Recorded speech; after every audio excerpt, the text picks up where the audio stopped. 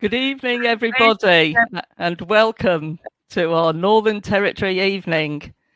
So make yourself comfortable. We'll be kicking off in a couple of minutes, introducing everybody. So make yourself comfortable. I hope you've got a nice cold beer to hand or a glass of wine or something. I know I have. So yes, we're going to be talking about the delights of Australia's Northern Territory. So Jackie, straight away into the chat box. Hello, Jackie from Farnham. So lovely that you've joined us this evening. So yes, by all means, do say hello to us in the chat box. We'd love to know who's on this evening and where from. Right, everybody's piling in now. So we've got Worcester Park, London, Chippenham, Edinburgh, Estonia, welcome, Dorset. And Leon, is that in France? Dublin? Stormy Eastleigh, yes, we've just had a storm here as well in Windsor. Lincoln, Central London, Gateshead, Denmark, welcome.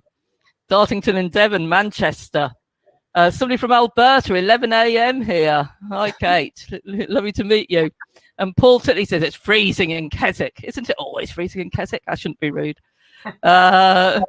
Exeter, sunny but cold, Milton Keynes, sunny Somerset. Yeah, it has been very cold today. Moira from Newcastle in Australia. So, so we've got some Aussies on tonight. Elizabeth from Ontario in Canada, welcome. Kamalesh in Windsor, welcome. And Suzanne from Montreal in Canada, welcome. Mark from Manchester. So hello, everybody. Yes, and do say where you're from. Sorry if we can't call out everybody. Obviously, there's too many of us this evening. But lovely to see you all join us. And we do look back afterwards and see where everybody was from. So that's terrific. Right, we've got a jam-packed hour or so this evening. So I will, like I say, I'll be introducing our panel of experts in a moment. Hello, Susan from Michigan. We really are covering the world today, aren't we? And Scott from Toronto, welcome. So, as I say, welcome to this really special evening where we're going to be exploring Australia's Northern Territory. And Australia's Northern Territory, let's admit it, it's unlike any other place on Earth. For a start, it is so huge. I didn't actually appreciate that it's the same size as France, Spain, and Italy combined. I mean, that is just incredible. So we can't cover all of that tonight, but this evening should at least give us a flavour of the local culture, the great diversity, and so on. So I'm Lynn Hughes, the founding editor of Wanderlust. And as I say, I've got a great panel of experts here this evening. So we are joined by Phoebe Smith. Hello, Phoebe. Phoebe is an award-winning travel writer, photographer, presenter, and broadcaster who specialises in adventure, solo travel, and wildlife conservation. And she's host of the monthly Wonder Woman podcast. Phoebe's a former editor of Wanderlust, and she regularly writes for The Guardian, The Telegraph, The Times, and of course, Wanderlust. And she's also sleep storyteller in residence at Calm. I shouldn't giggle, Phoebe, whenever I say that. I just think that's like the coolest thing to have on your job description, sleep storyteller in residence. And Phoebe's a complete overachiever because she's also the author of 10 books and counting. We're also joined by Fleur Sainsbury from Northern Territory Tourism. So Fleur spent much of her childhood in Eastern Southern Africa, which gave her a love of travel. And she began working in the travel industry in 1995 after a working holiday in Australia. And that had led to her being hooked on the country and its people. So Fleur began working with Tourism Northern Territory in 2007. And she knows the NT like the back of her hand, having travelled its length and breadth many, many times, experiencing everything from rare rainfall on Uluru and learning to dot paint in its shadow, to fishing for barramundi and Arnhem Land and exploring ancient rock art. We're also joined by Jen Snow. Hi, Jen. Hi. From travel company Freedom Destinations. So Jen first travelled to Australia on a working holiday visa in 2004. And on her return, she moved to Hertford to start her career at Freedom Destinations, where she's now their product manager for Australia and New Zealand. I mean, that would be the dream job of so many people, wouldn't it? So Jen has been lucky enough to travel and experience the natural and man-made wonders of Northern Territory, both for work and on personal holidays. And her trips have included visiting Darwin and the top end national parks, the Tiwi Islands, the Red Centre, and the Garland Expedition's rail journey from Darwin through the length of the state, which I know we'll be hearing about from Phoebe in a while as well. So, as I say, great experts tonight on the Northern Territory. So really looking forward to this. But anyway, first of all, actually, before I get us in the mood, a couple of things I should mention. As I say, we are going to be hearing from Phoebe. We're going to have a great talk from Phoebe and then a Q&A. But do stick around as well at the end of the evening, because we're going to have a draw for 10 amazing goodie bags, courtesy of Tourism Northern Territory. So Fleur, what are the goodie bags? What do they involve?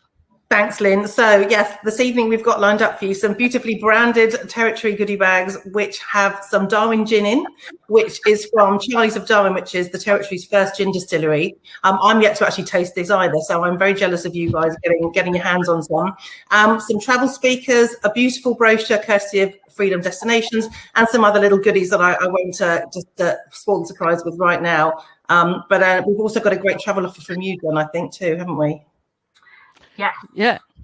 Yes, that's right. So I obviously caught the MD on a good day because he has allowed me to offer everybody here that's registered the exclusive offer of booking with Freedom Destinations and securing 10% off your Northern Territory land arrangements. So that can be anything from a motorhome, accommodation, a tour, you name it. So hopefully we will be able to get you there on an affordable basis with this amazing discount. Oh, that sounds terrific. And I'm sure we're all going to be inspired and want to visit EdT when we can. Brilliant. So we can mention that again later and talk a bit more about that in the Q&A. And as ever, for those who know on Wanderlust events, do feel free to use the chat box during the evening and ask your questions. And we'll be keeping an eye on those. And there will be representatives of Tourism NT and of Wanderlust in there as well, who should be able to answer some of your questions as we go along. But we'll also be making a note of them for when we do the Q&A. And we will be sending out a follow-up email in around 48 hours, which will have a recording of this evening on it. So if you do want to see it again, see the videos again, etc., you'll be able to. And also we'll be answering some of your questions in there, mentioning some of the place names and so on. So do look out for that too. But anyway, without further ado, let's get started with a video just to give us a feel for the Northern Territory. We all seek different in our own ways. Some of us do little things, others, well, do bigger things. Why? Because different reflects who you are, who you want to be. And nowhere lets you be who you are and find what you seek like the Northern Territory, where your sightseeing schedule has been carved out over millions of years. The art doesn't just hang on walls, it is the walls. And locals don't just say good day, they give you a hug. Here you can wake up and still be dreaming. Your morning train commute actually gives you space to breathe, and stopping for a quick bite takes on a whole new meaning. Taking the stairs elevates more than your heart rate. An afternoon dip redefines natural therapy. And souvenirs are handmade just for you. Nothing comes close to getting this close. Getting your heart racing in the real heart of Australia. For five-star dining under 1 billion stars. You see, the Northern Territory isn't trying to be different, it just is. So if you seek different, this is the holiday for you.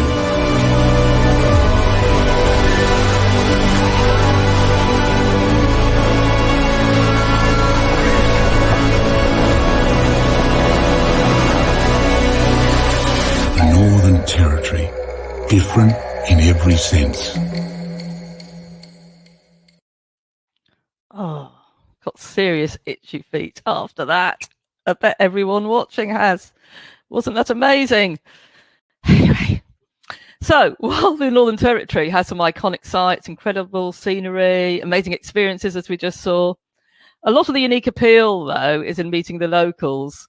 And so we now have a very Aussie welcome from Dan of the Earth Sanctuary World Nature Centre at Alice Springs. G'day everybody, my name is Danny and I'm here at the beautiful Earth Sanctuary, Central Australia, Northern Territory. This is a magnificent spot and we just can't wait to welcome you back to this beautiful country. Check out Earth Sanctuary. We're just preparing for another 100 people over here. They're going to come and have some dinner under the stars, or if you like, you can just kick back, take it easy and maybe just camp by the fire and look up and check out the beautiful stars. It's really quite amazing. Earth Sanctuary is a wonderful place. We take the lead with all our guests understanding more about sustainability. We are 100% carbon neutral and we love to teach people a little bit of how we live out here in the outback. Of course, this is a magnificent country. It's home to the Aranda people. Can you all say Aranda? Aranda. This is their country. It's quite amazing.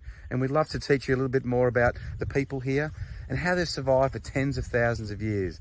It's incredible knowledge and it's very important for our future to understand how we're going to tackle a sustainable future. So folks, we can't wait to see you guys back here in this beautiful country. We can't wait to introduce you to these amazing skies out here. We have crisp, clean air and just 360 degrees of the galaxy. So we really can't wait. You can come and check out our space area as well. We've got telescopes, we've got swags. These are bedrolls that you can sleep under the night sky. And of course, we have lots of beverages on offer just to keep you warm through the night. So folks, lovely chatting with you. My name is Dan from the Earth Sanctuary here in Central Australia, the magnificent Northern Territory. We really hope to see you soon. We can't wait. You guys take care. Bye-bye. Now, who wouldn't want to be sleeping in a swag under a star-filled sky? Well, we wouldn't want to in the UK at the moment, would we? But definitely out in the Northern Territory we would. So that was terrific. Okay, let's welcome back Phoebe, because Phoebe is going to share some of her personal highlights from the Northern Territory with us. So, okay, Phoebe, over to you. Oh, thanks, Lynn. Very jealous about the gin in those goodie bags. I tell you, I'll be trying to get mine next. So as Lynn mentioned before, my name is Phoebe Smith. I've been a travel writer for over 12 years now. And one of the very first big trips that I did, similar to quite a lot of people, is I did a working holiday to Australia. And for me, you know, the theme of the talk tonight is beyond the icons. But I did what I'd say most people do when they think of Australia. The first place I thought about, other perhaps than Uluru, as we see in this beautiful picture, is Sydney. And I know that's a dirty word. I shouldn't be saying this in a talk about the Northern Territory, but I did fall into that trap of, you know, first time visitor, you go to the place that in your mind is Australia. But when I lived there, the place that really called to me the most was the Northern Territory, was seeing this red sand desert, the great monolith that is Uluru. And I knew after I sort of worked for a bit and made some money, it was definitely somewhere that I wanted to go and visit. Just to give you an idea of what encompasses the Northern Territory, you heard Lynn before telling you just how very big it is. Well, it's this sort of rectangular section that's kind of incorporates both the coastal top end of the country, but then right into the middle, into the outback. And every picture you will have seen of the quintessential Australian outback would probably have been in the Northern Territory. And I think that's something that I knew. I didn't have lots of money when I first went to Australia, but I knew on my list the place I had to go to at some point was going to be the Red Centre. Now, before I take you on a little journey through the Northern Territory, I just wanted to drop in something else. Lynn made a joke about me being a bit of an overachiever with all the different things I do, but I do also like a little bit of a wild sleep. So this is me not in Australia, but this was me on a charity challenge I set myself a few years ago called the Extreme Sleep Out. dangling on a portaledge off a precarious drop. As you can see, this is me very, very happy on cliff faces in my bed and dangling from gorges. This is what happens to be in Bristol. But you might wonder why I'm showing you this. Why am I showing you doing these crazy things? Well, because I think I owe who I am, my whole adventurous lifestyle, to one place. And that one place is the Northern Territory, because it was back on that initial trip, that big long trip to Australia, when I finally got to the Northern Territory and to the outback and had the experience of sleeping in a swag. A swag is basically a roll-away bed. It's a bushman's bed. It's what they would have slept in when they were out back in the day. And it's a very, very simple roll-up mattress. I'll tell you, last time I went, I bought myself one. It was my birthday when I was in Australia, and I bought myself a swag because it meant so much to me. And I spent a night sleeping in one of these swags in the Red Centre near Uluru. And it's one of those things. I think I never was interested in camping. I grew up in North Wales. It always seemed to rain quite a lot. And I never really understood why anyone would go and put themselves through sleeping outdoors when you had a comfortable bed. But that night in a swag in the Northern Territory completely changed my mind. And the reason I tried it was, I guess, the reason most of us try things when we travel. We put on a different mindset. We're willing to push ourselves out of our comfort zone. But it did so much for me. Not only the fun thing of the roll-away bed and the fact it was a lot warmer. This is me, as you can see, back on this trip back in, I think it was 2006. So obviously I haven't aged a day. This is me next to Uluru before I went and slept in that swag. And what happened later is the thing that always takes me back there and always is this hook for adventure for me. So getting to watch the sunset as the crowds start to go, when there's hardly any people there, it feels like you're getting a natural light show put on just for you. And then, of course, when all the buses go and you're going to stay overnight and you look up and you see those stars. And for me, it was perhaps the first time I'd ever seen a night sky like it. I'd actually taken the time to look up, and lying in my swag, I was lost in it. And you think about stars and stars with an iconic site like Uluru, and I was an instant addict. And you get to see the wildlife coming close to you when you spend a night out in the bush. You hear the sounds of the birds waking you in the morning, the insects starting to chirp and then go quiet as night falls. And it's like nothing I'd experienced before. And I became a bit of an addict and wanted more of it. But I was very lucky. So not only did I have this incredible experience overnight at Uluru, but the next day I woke and saw it in a way that only 1% of visitors ever see it, which is in the rain. And of course, not everyone here, but some of us are from Britain or parts of Canada or Europe where rain is not something necessary to be celebrated. But in Uluru, it's such a rare occurrence. There's about 250,000 annual visitors and 1% get to see it like this. And this is when water falls on the rock and it becomes just a torrent of these waterfalls tumbling down it. And I remember just seeing it and thinking, wow, this is seeing an icon like I've never seen it before. And that got me hooked on the idea of the kind of travel that Wanderlust and myself are hugely passionate about, which is about going to see places beyond just the icons. Which takes me back to a trip I did recently. Of course, I wanted to go back to the Northern Territory and I wanted to go and explore more of it than I ever had done before. So I started in Darwin. So Darwin is the capital of Northern Territory. It's on the coast up in the north. It's got an estimated population of about 147,000. And it's got about 60 nationalities. It's got a real kind of international feel to it. It's also known as the gateway to Southeast Asia, believe it or not, because it's only 2.5 hours from Indonesia, which is a similar flight time. So between Sydney and Melbourne as it is to get you up there. You get to Bali, 2.5 hours. It was named after Charles Darwin, the British naturalist, obviously when the Europeans came and settled. And it's a relatively new city. So it was founded officially in 1869. And then the population kind of exploded when some gold was discovered in a nearby place called Pine Creek in 1871. But anyone who's been recently knows that the real gold is found nowadays in the place itself. So this is something called Mindle Market, and these are the sunset markets they hold regularly. And there's about 200 vendors. There's Aboriginal artwork there that's, you know, made and painted by verified Aboriginal artists.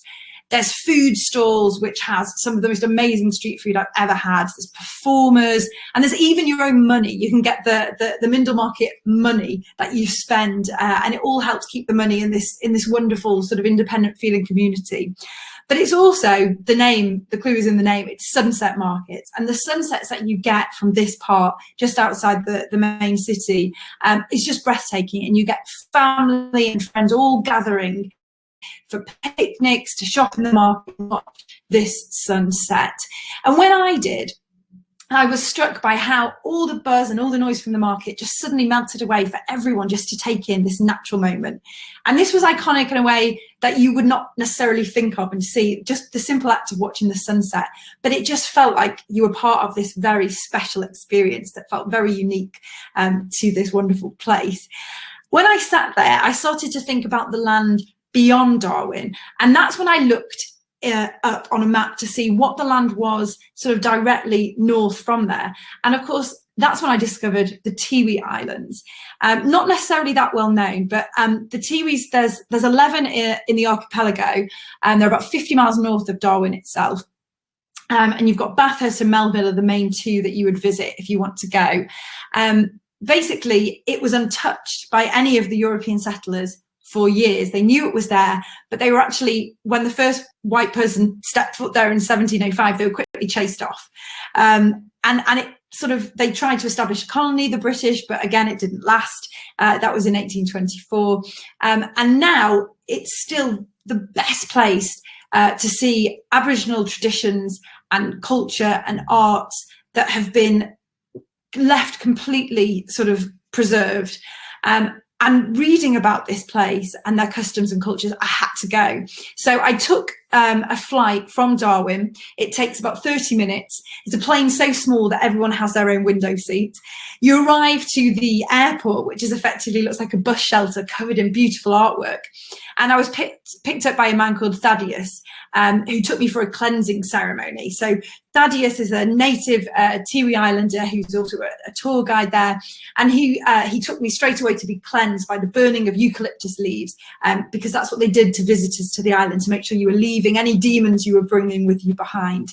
And then he took me to this church, which was basically, people have been living, the Tiwi Islanders have been living there for about 7,000 years. And Tiwi actually means we, the only people. So it's the largest surviving group of Aboriginals in Australia you'll find. And this church represents, I guess, when Catholicism took hold, which is in 1911. The interesting thing about it, which you can probably see behind him, is that even though they accepted Christianity, it was on their terms. It was very much the Tiwi Islanders' terms, and their artwork permeates into it, and they let it sit alongside their own cultures. So the artwork is definitely something to mention. So this woman that you can see here, she's just one of many that produce this phenomenal artwork, and it always seems to involve these same colours, this sort of the ochre, the yellow, the black, and the white. And they make textiles, ceramics, wood carvings, and it's everywhere you go, and it's utterly beautiful. And you can see here the guy that you can see.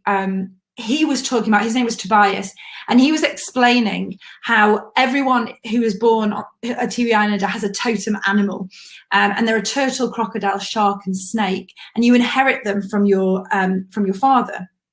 And it's a huge, quite complicated system known as skins, and it was a way that they could ensure that they kept the population sort of clean, if you like, because you can't intermarry and sort of destroy the sort of the bloodline. You keep everyone, because obviously it's a small population, you keep everyone healthy. And so it's a very sort of simple system with these symbols, but it was absolutely fascinating to hear from them.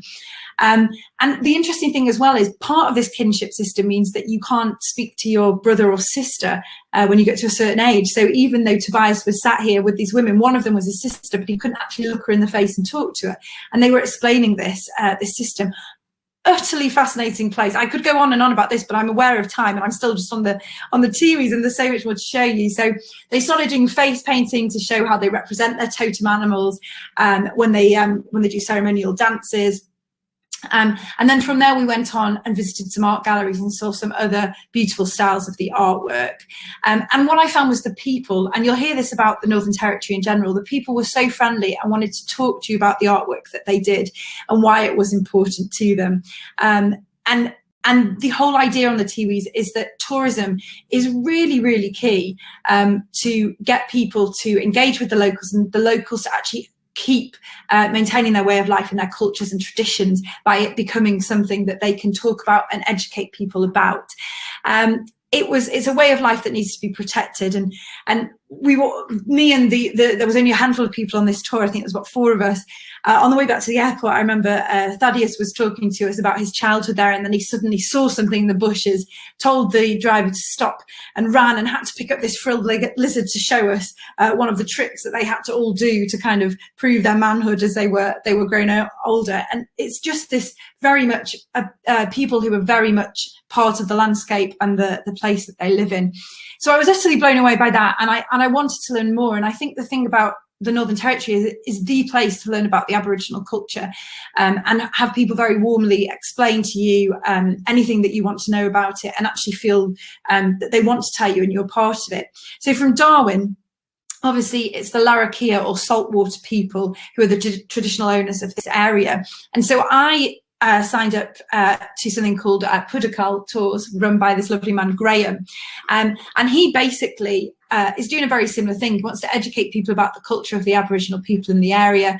And he took me to his land where his daughter and his niece were talking about the Aboriginal way of life, about bush tucker, about reading the landscape, traditional hunting weapons, and also about didgeridoos, which interestingly, he said, are not all Aboriginals would have them. And you see a lot of them with dot paintings. Well, dot paintings are actually very much to the Alice Springs area. And a lot of the paintings would have been put on for ceremonies, but then actually washed off or worn away. So no one would actually ever have seen them. So he really was open and wanted to share everything.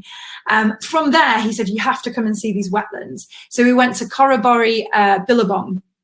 As you can see here, the best place, obviously, to see by boat.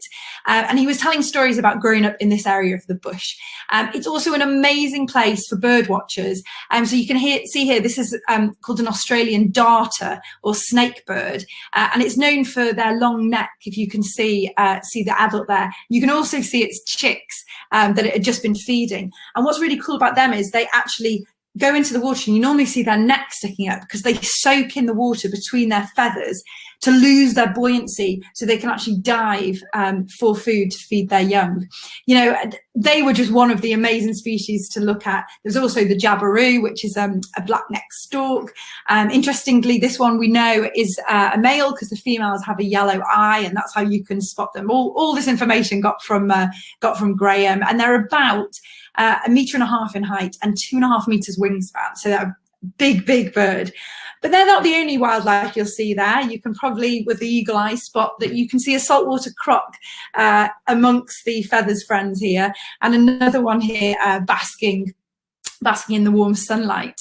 Obviously, these are the salties. They have quite a bad reputation. They're obviously huge. This one was about 4 meters. They can go to about 6 meters. And they are the largest living crocodile known, but they're super impressive. You know, they're a massive part of the ecosystem, really persecuted once for their skin. Now habitat loss is a problem, but it's great to hear from people like Graham how they're a celebrated creature in the Northern Territory.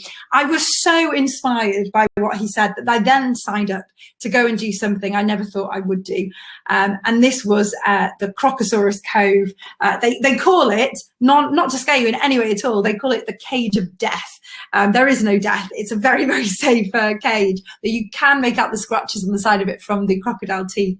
But these are crocodiles that were becoming problem crocodiles, and they either would have been euthanized or they'd been tried to be relocated, but they caused more problems. So it's a way they described it as a sort of retirement home for these crocs to live safely and not bother anyone. The ones I went swimming with were Wills and Kate. lovingly called after, obviously, members of our royal family. And I remember going in this cage and lowered into the water and seeing the crocodile come towards me. And I think it's the nearest thing you could get to staring into the eyes of a dinosaur. They're just so impressive and so beautiful in a way that I think really surprised me. And if you do get to go to Darwin, then I highly recommend to do this.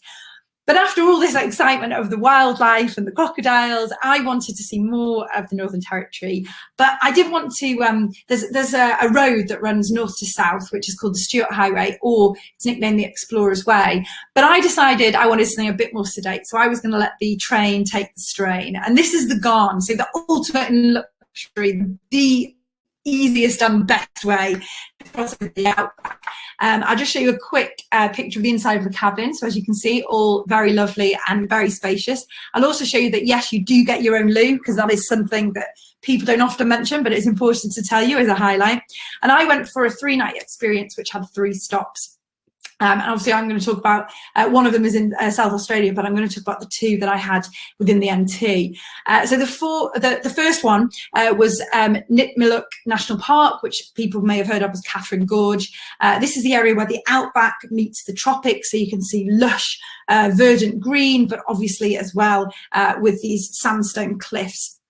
It's a beautiful place. There's hot springs, again, lots more Aboriginal culture to hear about. And you can take a boat on the river itself as well to sort of really get a sense of how big these gorges are. There's 13 there. There's a very famous one called the Northern Rock Hole. You can do the Jabaru Trail for those who want a challenge. It's kind of about a 5-day, 6-day experience. I obviously only had a day, so I went to what's called the Southern Rock Hole. And what you can do for that is you can walk 4K there, 4K back, or you can cheat a little bit like I did and take the ferry down and walk the last 150 meters. And when you get to the end, they have wonderful guides who interpret the landscape for you.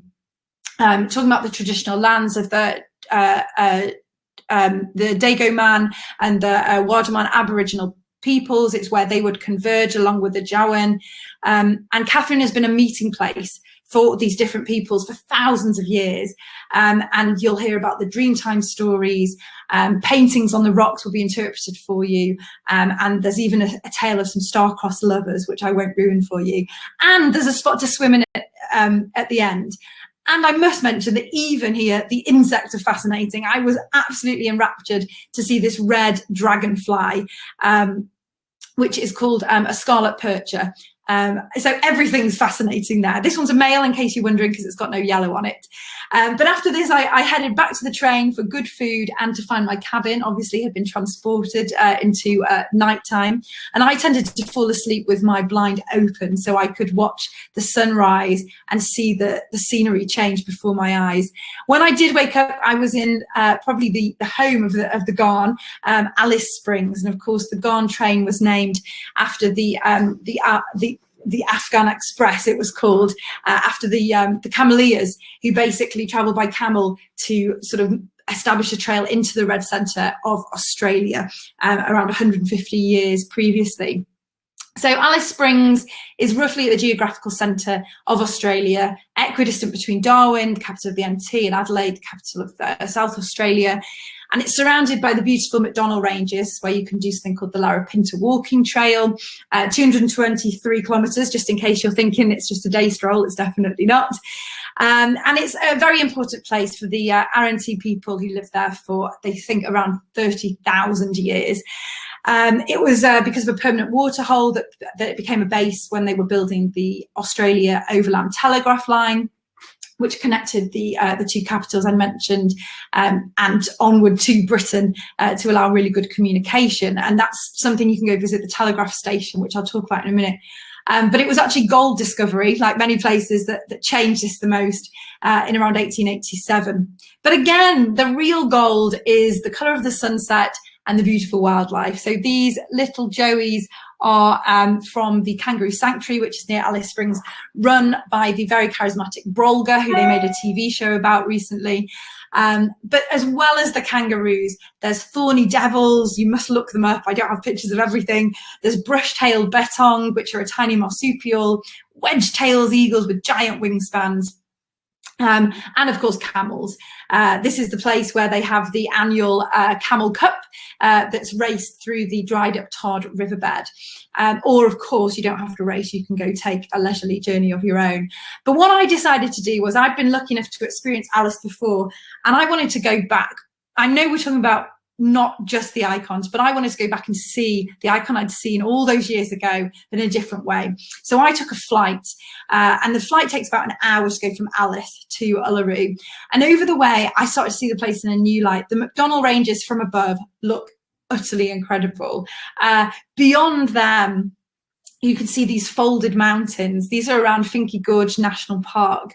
And every time I looked out the window, I was just madly taking pictures. I then saw this place. Who knew about this? Lake Amadeus, 600 million tons of salt, 180 kilometres long, the largest saltwater area in the Northern Territory. All this en route to actually seeing, of course, Uluru in all her beautiful glory.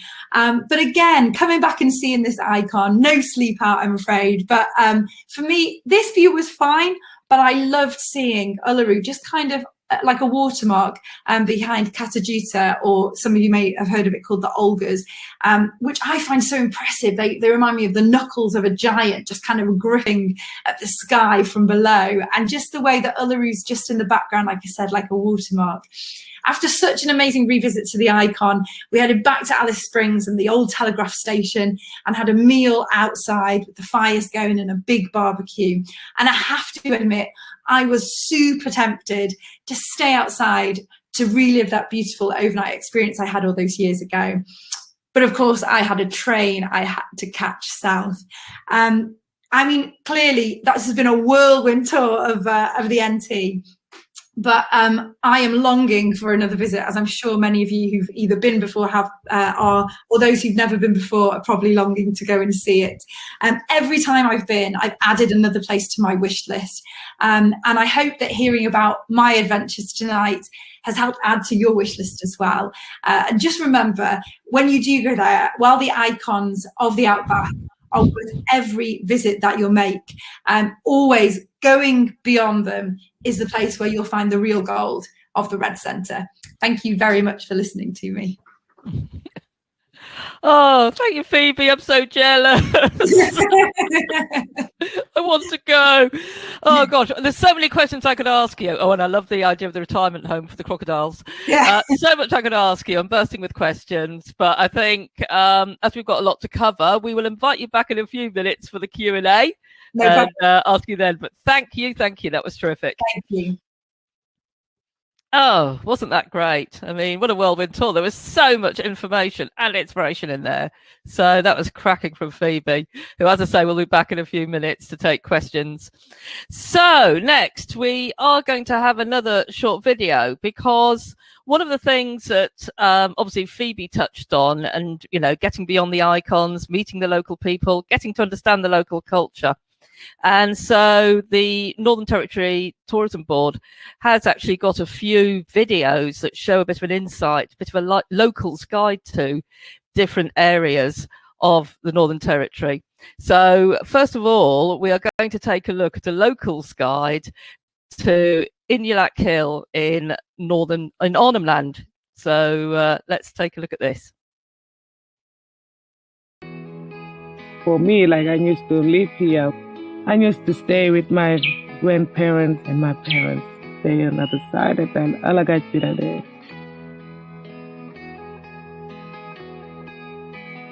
We always come here for me to take in the tour. We want to be share like everything. We've got more knowledge. We've got more answers.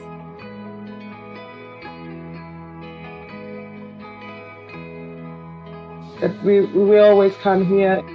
It's the waterfall lake. It's going up. Long leg turtle. You can see the tail there. That's the crocodile. We have a nailfish.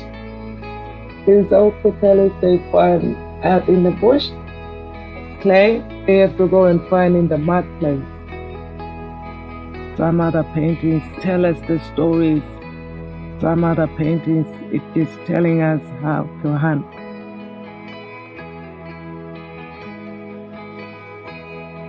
Sometimes our kids, when the wet season might come here, they look for bush plums. My cousin mob, they came up here, they throw the seed away, and it's been everywhere go up there. That's where they do remember that they always come up. We have a stores and our ancestors, bring us everything to put on it, and we see it together. And that's where we have to do our own designs. We have so many ways to say and to keep our own knowledge. My name is Christina. This is in Millock Hill. We keep telling our women's stories. I'm so happy to share our own knowledge.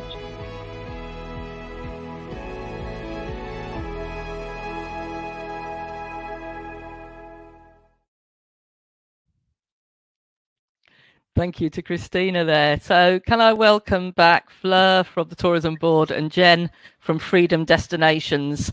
And in fact, somebody earlier asked Jen for a reminder of the name of your company, offering the amazing discount, and it's Freedom Destinations, isn't it? But as a reminder to everybody, we're going to have full details of a lot of this information about Freedom Destinations, including where Phoebe talked about in her talk. We'll put those in the follow-up email, so don't worry if you miss anything now.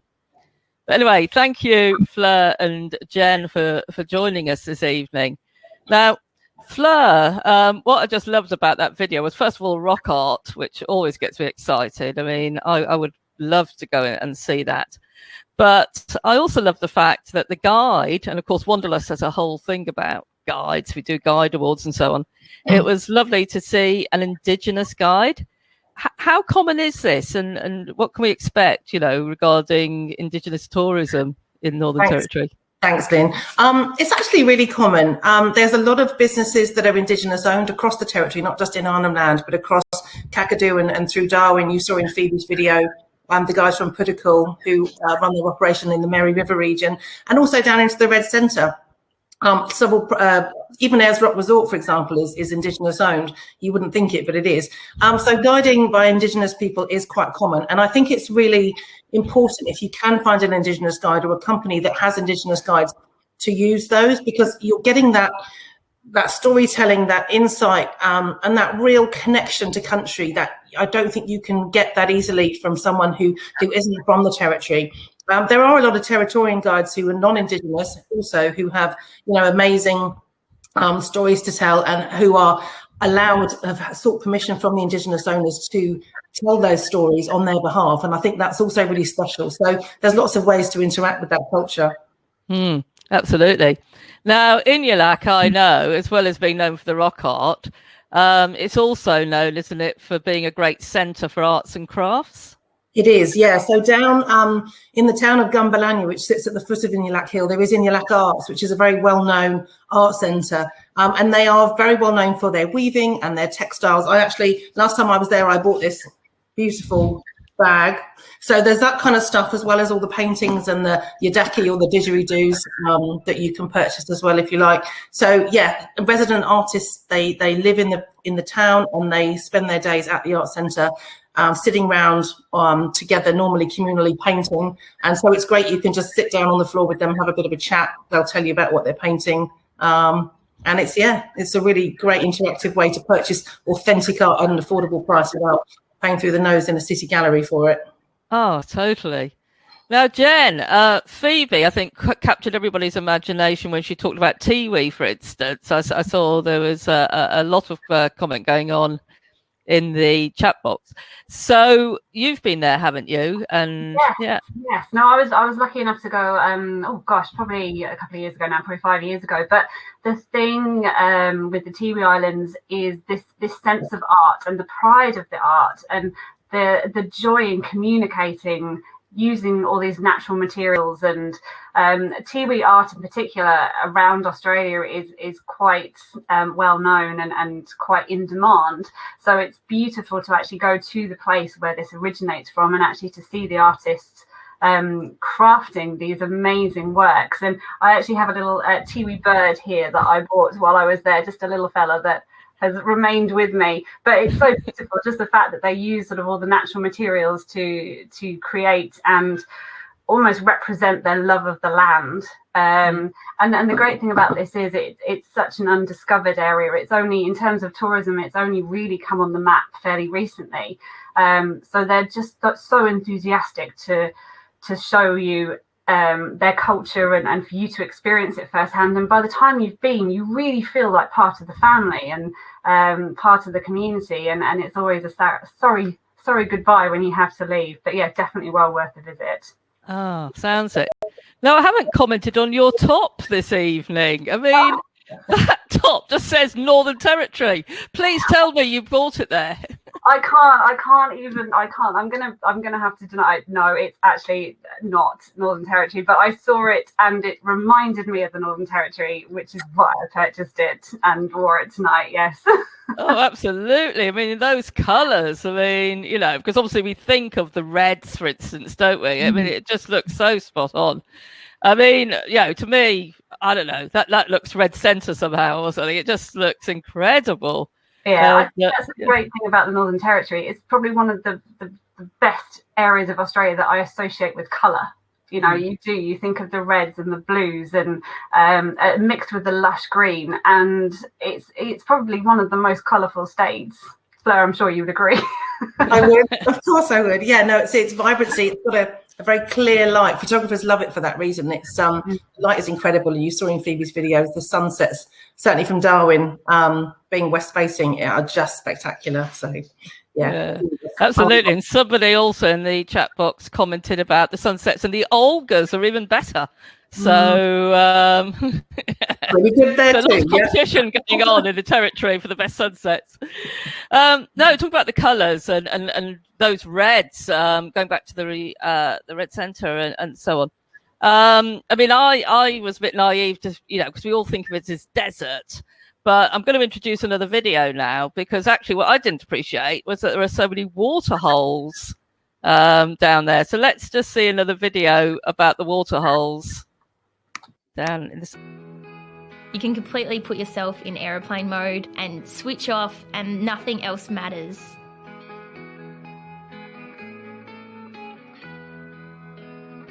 So I've been in the Alice for about 25 years. I grew up here. My dad was born here, and my grandpa, he moved to town when he was 2 years old. We used to go out bush every Sunday. The whole family would pack up all our cars. We'd spend a whole day out exploring wherever it is that we went. The 4 best water holes you want to hit when you head out to the West MacDonnell Ranges are Ellery Creek, Bank Gorge, Ormiston Gorge and Glen Helen. About 15 songs into that classic road trip playlist of yours, you'll hit Ellery Creek, your first stop. Catch some rays under the sun. You can hang out under a gum tree, read a book in the shade. It's really beautiful out there.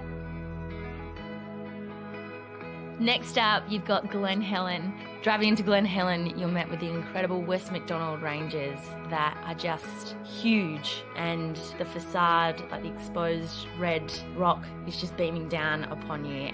Glen Helen Lodge is a great place to pull up at and stay for the night. They've got this perfect deck out there which you can go set up shop, get yourself a cold beer, order a burger and watch the glorious sunset.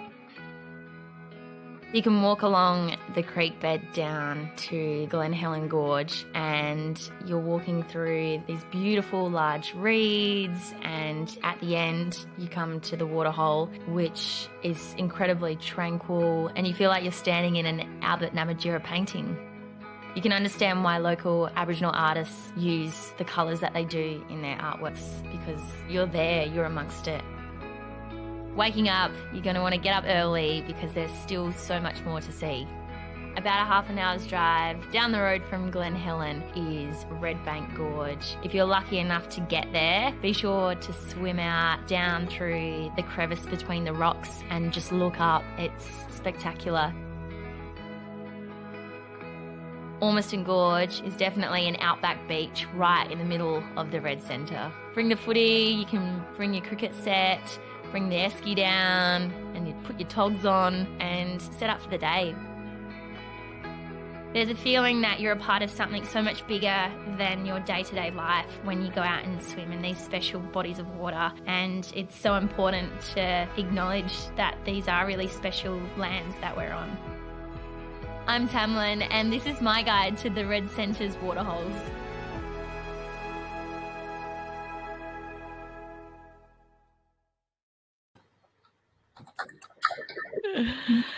Oh, yes. And completely different feel, but that was great to see all that water. It's not what you expect at all, and it just somehow, I think, captured, I don't know, Australia, Northern Territory as well. That was great. Let's welcome back Phoebe as well, and thank you, Phoebe. Thank you. And I mean, this has been what a cracking evening.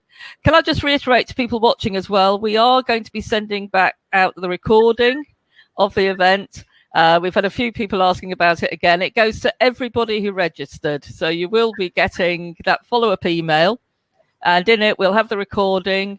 We'll also do a list of the places that Phoebe mentioned and visited in her fantastic presentation. And we will mention some of the other places as well, and think, sorry, the dog is pestering me. Go away, doggy. I think she's been inspired as well, or maybe she wasn't very happy about the crocodiles. Who knows? So, yes, we will be sending that out in a couple of days to everybody. So don't fret. Or if you do have to go off early as well before the end, don't fret. Because now we're going to do a Q&A. In a few minutes as well, we'll also do the draw for the goodie bags. And yes, Phoebe, I agree. I mean, we should have been sent to gin, shouldn't we? I think we should try. I know. Water. And so we'll do the draw for the goodie bags in a few minutes as well, and then we will come back to the Q&A if there are still questions to be answered. So do hang around. Okay, first of all, Fleur, I'm going to have to come to you first, because inevitably perhaps we've had a few people asking, when can we go to Northern Territory? Will we be able to go at all this year? Will we be able to go next year? Yes, I knew this was going to come up. $1 million question. The answer is, honestly, who knows? I mean, we are aiming for 2022 in terms of us as Tourism Northern Territory. Obviously, it's out of our decision-making, processes. It's a federal Australian government decision, and they will make it when they are good and ready to. I would say you're pretty safe aiming for 2022, but it's such how long's a piece of string? Who honestly knows? But 2022, I reckon we're good. I hope so, anyway. And presumably once you're there as well, it's the perfect place for social distancing.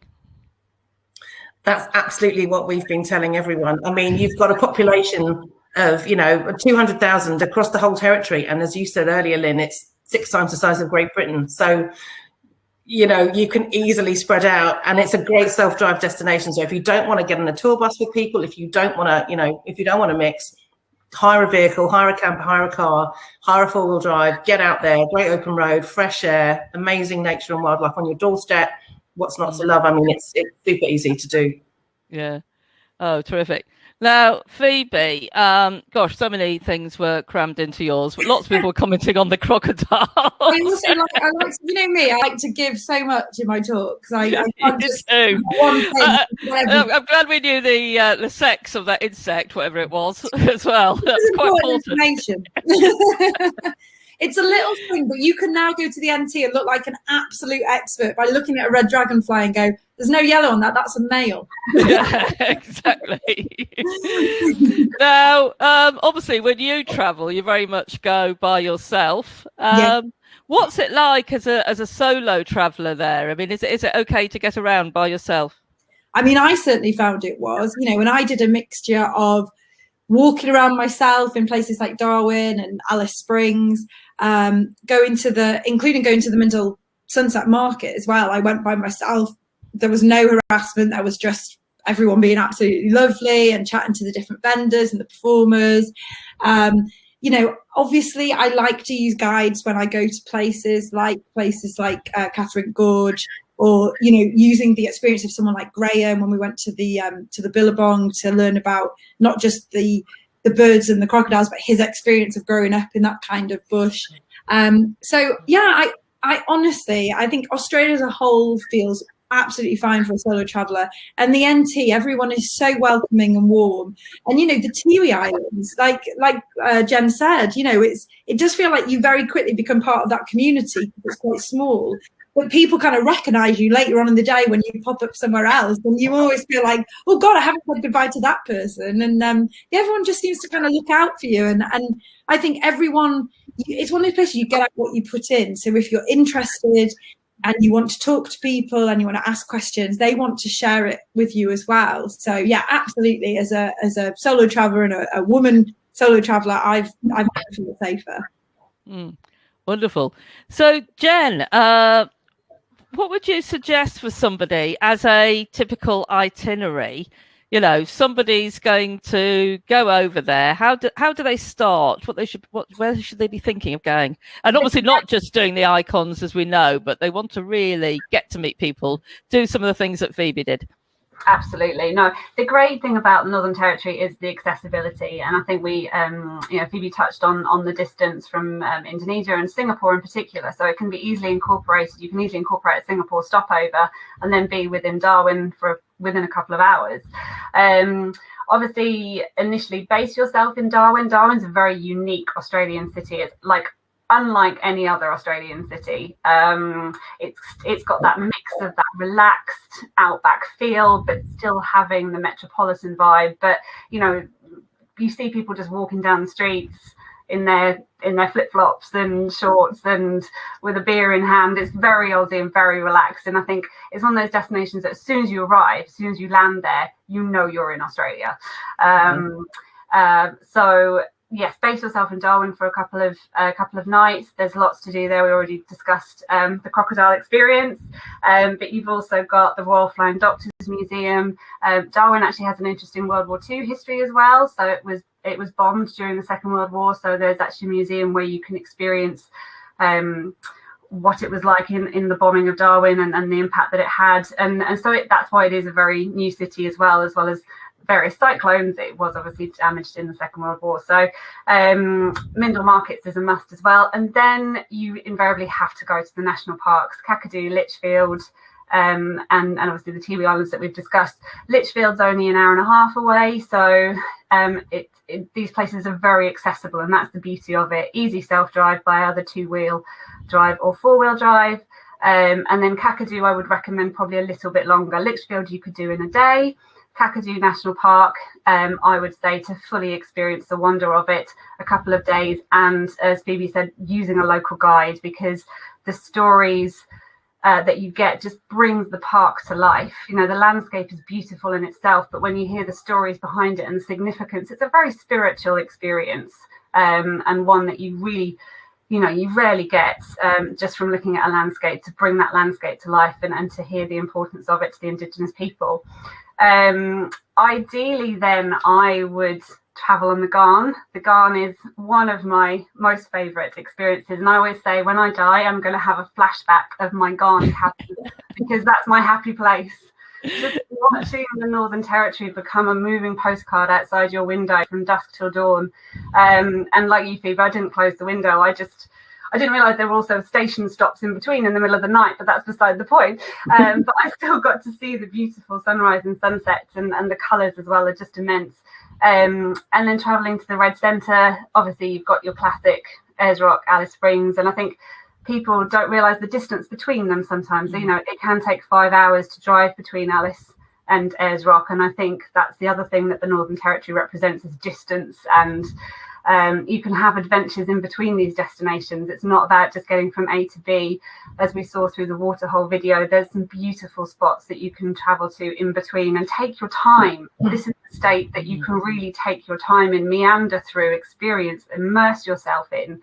And so naturally you've got Alice Springs and Ayers Rock, and then in between you've got Kings Canyon, which we haven't really discussed, but Kings Canyon is a beautiful, beautiful panoramic vista where you can again feel in the middle of nowhere. And I think with this lockdown that we've had and this concrete jungle that most of us live in and have lived in, these scenes and this sense of space, and also wellness and self-awareness, and you know, removing yourself from the modern technologies and seeing these beautiful landscapes. So those would be that would be your classic itinerary, really, is combining the top end and the red centre. Yeah, that sounds terrific. Right, before we take any more questions, as I know a few people need to leave now, I'll just read out. We've done the draw of the goodie bags and I've got the names. So getting goodie bags will be Veronica something like that. Apologies, Veronica, for not being able to pronounce your surname. Annette Austin, Pamela Carr, Nora Bialek, Martin Conaway, Alison Telfer, David Goulthorpe, Sarah Belton, Robert Douglas Webster, and Ian Taylor. So well done, all of you. You're getting the gin. If you don't want to claim your prize and you want Phoebe and I to have it, we'll be very happy. And Lynn, where was my name in that list? Where's my gin? Come on. It sounds really good, goodie bag. Fleur, it sounds really good. Sorry, Anyway. I'll put some gin too if anyone wants to give me one. But anyway, well done, all of you who have won the goodie bag, and we will get that to you. Okay, I know some people have to leave now, but we will carry on for a few more minutes to take some more questions. And like I say, we will be doing the follow-up email if you do need to go, so don't worry too much. Right, more questions. Fleur, when can we go? Oh, sorry, no, I've asked you that one. Sorry, what time of year is best to go is what I meant to ask you. Right, yeah, that's a really good question, actually. I think it depends on what your goal is. The peak season runs from about now, late April, early May through till October. And that's really, for the Red Centre, that's warm days, cool evenings. And in the top end, that's, again, a dry 6 months, beautiful blue skies every day, literally guaranteed, and warm evenings. If you want lower prices, less crowds, then you want to see things like the waterfalls in full flow and the lush greenery of the wetlands at the top end, then you should be travelling in what we call our off season, which is on the top end. It's our rainy season. It's very much like Southeast Asia in that we have a monsoonal season and a dry season, and you're getting those typically tropical afternoon heavy showers that then just seem to evaporate from nowhere. But 90% of the territory is still open at that time of year. So if you are looking for that sort of quieter period, then that's a really good time to go. And as I say, the waterfalls are all flowing. If you go and you want to go see Jim Falls or Twin Falls in July, you can see them, but obviously they won't be flowing because it's the dry season. So it really just depends on what you want to get out of the territory, I'd say. Yeah. Okay. Brilliant. And Jen, somebody was asking about luxury accommodation. Is there anything in particular you would recommend? Because they were worried about swags. Now Phoebe won't believe this because I know Phoebe, you think the swag is the best thing on earth. Sorry, but not everybody. I want to sleep in a swag as well, but not everybody does want to. So absolutely. Jen, any specific recommendations for luxury accommodation?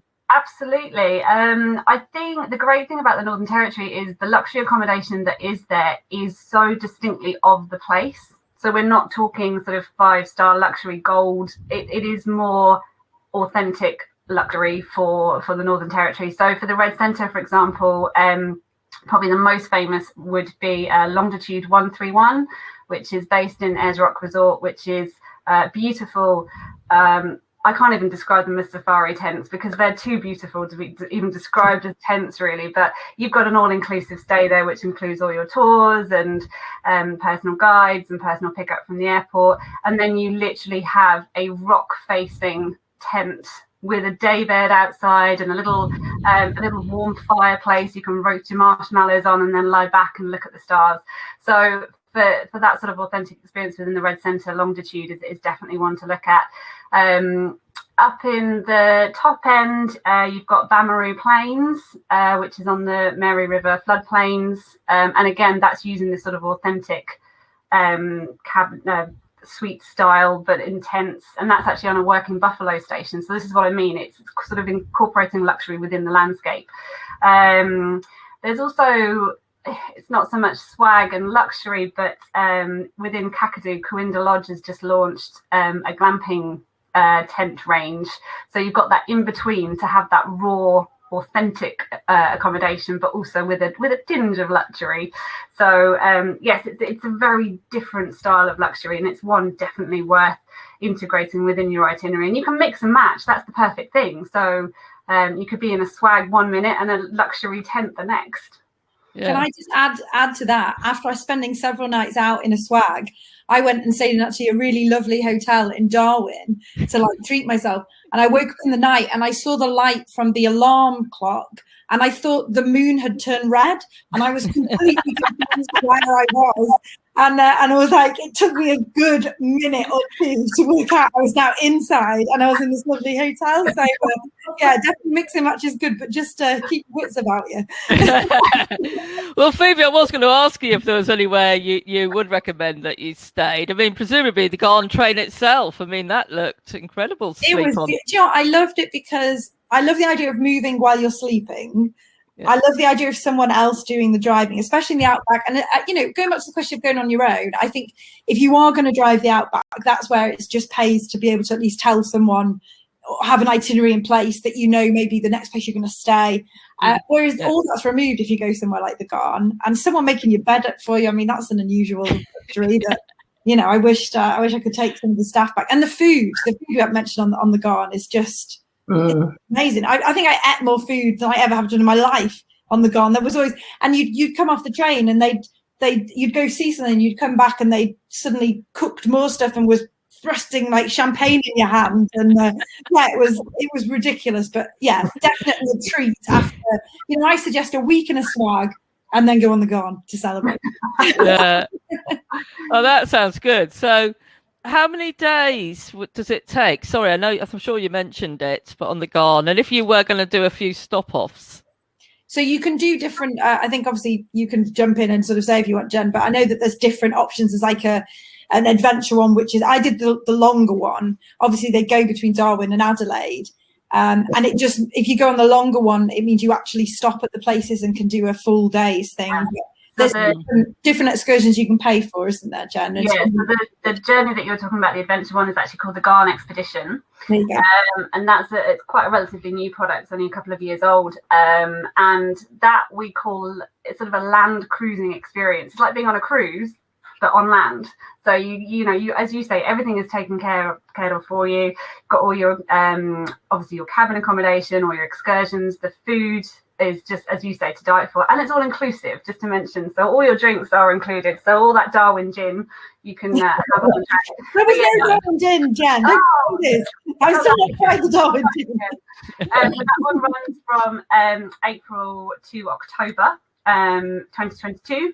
So it's a seasonal aspect. Then you can do, obviously you can break the journey, so you can go Darwin, Alice, Darwin. Alice to Darwin is year round. And the Darwin to Alice only operates when the Garland Expedition is not. And then the only months of operation the Garland does not operate is December and January. I'm dreaming of the Garland now. I definitely want to do that. I've always been kind of in love with it from afar, because I just love the the camel symbol, the logo. The logo. It's just wonderful, isn't it? So evocative. I'm sure this one is going to be easy to answer, because somebody's asking if they went and they wanted to combine visiting family while they're over there with the inbound, tour operator making arrangements for them. Is that easy to do? Well, I'm sure even Jen, you could do that, couldn't you? Absolutely. Oh my gosh, we know that the visiting friends and family market is going to be one of the first to really take off when the borders open, because there are so many families that unfortunately have not been able to see each other. And I think this presents the perfect time to experience Australia with those family members. So yes, by all means, arrive in one destination where your family are, and then explore the country with your family. What a great way to reconnect after all this time apart. And yes, we can easily do that, and that's the beauty of Australia. It's such an easy, tailor-made destination with that can suit any budget, any means of travel. any time period. So yes, by all means, if there is anyone that is looking to reconnect with family and then build on that itinerary, please do get in touch, because we will be able to piece that together for you. Yeah, absolutely. And somebody's asked, can we include the names of the luxury accommodation recommendations into the follow-up email? So we'll make sure we do that. And who mentioned Florence Falls? Was that you, Phoebe? No, Florence Falls? So Somebody's got a question about that. Okay, don't worry. So what was the other one I just saw? Now, this was an intriguing one. Somebody said when they were in Northern Territory in 1985, there were stonefish on the beach in Darwin. Are they still there? Well, the ones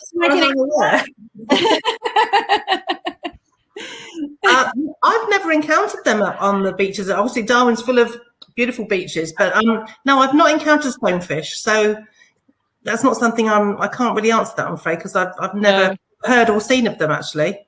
No, I'd love to have seen them, but they certainly weren't there when I was there the few times. No. Now, Phoebe, be honest, though, because like I said, we didn't get any specific questions about the crocs, but a lot of people were commenting on it. Were you scared? Do you know, there's a normal amount of trepidation when you're going to be low in enclosure with let's be honest, giant saltwater croc. And actually, I was loaded into one with two. So, yeah, there definitely was, but do you know what? It's like you're just mesmerized by it because it's so big. You sort of think this can't be real. Like your brain's going, no, this can't be real. And then, like I said, as it came and they were feeding it, they time it with their feeding times. They don't just keep feeding them. They time you being able to go in when they're being fed anyway, and they feed them in such a way so they don't lose their hunting instinct. You know, they don't just make it easy. Yeah. So seeing it now sort of coming right at your face and you're looking at its eyes and then seeing the power of its jaws. Like I said, it was, to me, I've always been fascinated by dinosaurs since I was a kid. And it must be the closest you can come to looking in the face of a dinosaur, but knowing that you're safe. And I was just, honestly, I would tell anyone, like, just put aside any worries and just go and do it, because it left me completely. And, you know, this is me. I didn't know what to say. I was so like, this is incredible, you know. I never felt so insignificant in the world, and that, you know, wildlife is definitely way more powerful than me, just having this croc right there. But if you want to see a saltwater croc, that is the safest and best way to see one, for sure. That kind. Yeah, absolutely. Oh no, absolutely looked incredible. Right, I'm afraid we are going to wind up in a minute. We are running out of time, and so I'm going to be really cruel to the panel. I haven't pre-warned them, but I want them to think about one place or experience that is a real don't miss. So for those who have never been to the NT, what is the one place they must go to, or the one experience they must do? Because we just heard about so many this evening. I'm sure everybody's head's going to be swimming. While you're thinking about that, also, Fleur, one obvious question I haven't asked is about how much time people should allow. So they're going to plan this itinerary. We've seen so many incredible things. We've heard it's huge. What would be the minimum time somebody should devote to it? Well, I would say give it as much time as you possibly can within your Australian trip, because I appreciate you're not just going to come to Australia and do the NT. That's not, as much as I would love that, it's not going to happen. So I would say, if you're going to do, what I would say is break down the top end and the red centre and treat them as sort of one trip, but into two sort of sections. So I would say you want 7 days in each, ideally. Arrive in Darwin, then there's this beautiful, if you're going to do either a tour or a self-drive, the Nature's Way, which is a loop basically that encounters Kakadu, down into Millock, and then back up via Litchfield into Darwin. You could do it in 3, but really give it 5. Then with your arrival and departure days, let's call it 7. And the same for the Red Centre, into Alice, down into Uluru. You need at least 2 nights at Uluru, a night at Kings Canyon, back into Alice. And Alice, people normally just stay a night in Alice, but I strongly encourage you to stay at least 2, because there's so much to do in and around the town, whether that's the West Max, whether that's things like the Royal Flying Doctor Service or School of the Air or the Botanic Gardens or the Telegraph Station, as Phoebe talked about earlier. There's so much to pack in. So if you can give a week in both, awesome. Yeah. Sounds good. Sounds good. Right, I'm going to come back to you in a second for your one recommendation, which I know is horrible. I can never do that sort of thing myself, so tough one. Jen, who's been such a font of knowledge this evening, come on, the one place or the one experience that you should all do. I'm going to go really boring and obvious probably, but for me, it is sunrise at Ayers Rock.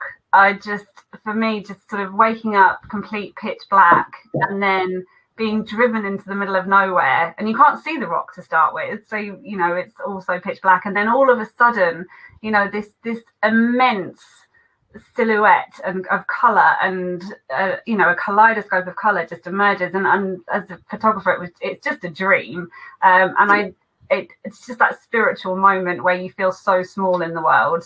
And yeah, I'm really sorry, it's probably a very boring answer and very cliche. I know we're talking around the icons, but for me, Ayers Rock sunrise, it's my special place. Yeah. Okay, sounds amazing. Fleur, what about you? I'm going to squeeze in two just quickly. So the first one, Davidson's camp in Arnhem Land at Mount Borrowdale. It's amazing. It's not far from Millock in terms of Northern Territory distances. Amazing rock art that very few people a year get to see. So you're super privileged to see it, and it's so special. Amazing fishing, amazing bird watching, just fantastic to be out there. And then the second place is Bullow River Station, which is out near the Western Australian border. So working cattle station, luxury accommodation. You can get involved into the station life as much as you want. You can horse ride, you can helicopter, you can swim, you can fish, you can bird watch. It's incredible. So those are my two. Sorry to squeeze in another one. No, we're going to allow you because they sound amazing. And let's make sure we put them in the follow-up email as well. Incredible.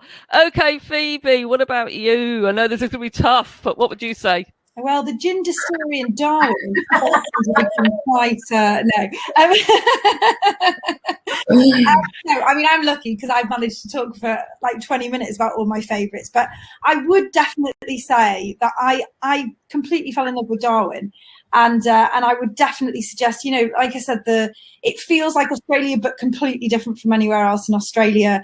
It's the sunset. It's the fact that Aboriginal culture really permeates into the whole culture of the city. And if you do go, you know, it's being able to swim with the crocodile. And if you do go, I have to recommend the Pudakal tour with Graham. He is just such, it was the first time I'd been on a Aboriginal owned and run tour where I really did feel like I could ask anything I was curious about and I wasn't going to offend, and he was so open and honest. And on subsequent tours I've been on in the NT and other parts of Australia, you mention Graham's name and they know him. They all know him. He's like a leading light for how to guide people and how to be explaining it. And he's trained so many other Aboriginal guides. So yeah, that they would be my recommendations, other than everything else clearly I've already said. Oh, no, incredible. And again, we'll have to get his details, get his name into the follow-up emails. Thank you so much for that, Phoebe. So a massive thanks to Fleur, to Jen, to Phoebe. That just went far too fast. I know we could have kept talking for hours, but thank you so much. You all three of you were brilliant. And thank you everyone for watching. And I'm sure you enjoyed it as much as I did. So thank you very much all. Good night. Bye. Bye.